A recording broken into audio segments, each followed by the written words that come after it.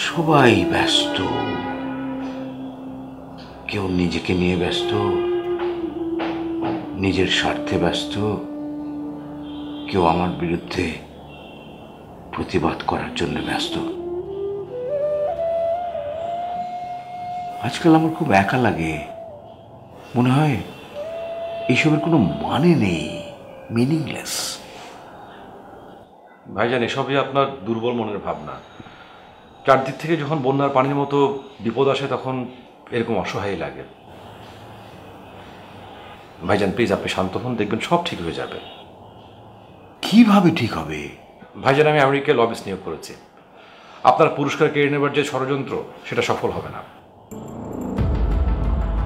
আর local আন্দোলনের নামে যদি কেউ মাঠে নামে তাহলে এবার মারের উপর রাখবো, মারের উপর ওষুধ। সত্যি তুমি সবকিছু ম্যানেজ করতে পারবে? আপনি আমার উপর ভরসা রাখেন ভাইজান। আপনার যদি খুব বেশি খারাপ লাগে আপনি ক্লাবে যান।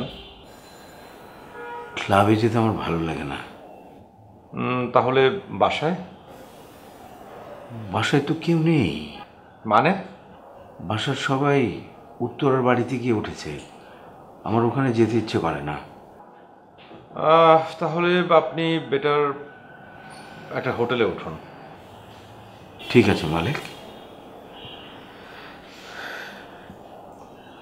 তুমি বাড়িতে চলে যাও, দেখি আমি কিছুক্ষণ পর হোটেলের দিকে যাব।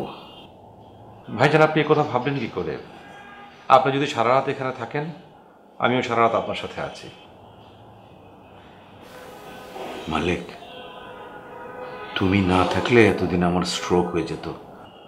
ছি ছি ভাইজান, এভাবে বলবেন না প্লিজ।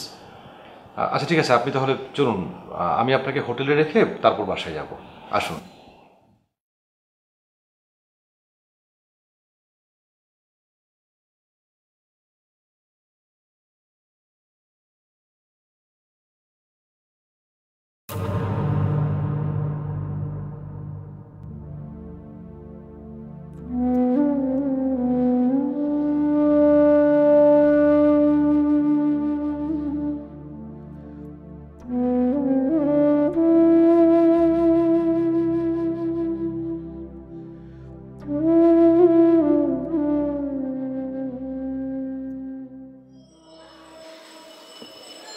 তুমি এখনো ঘুমাওনি? ঘুম আসছে না আপা?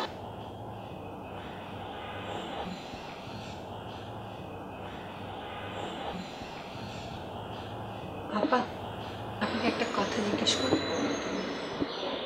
বলো। আবিরের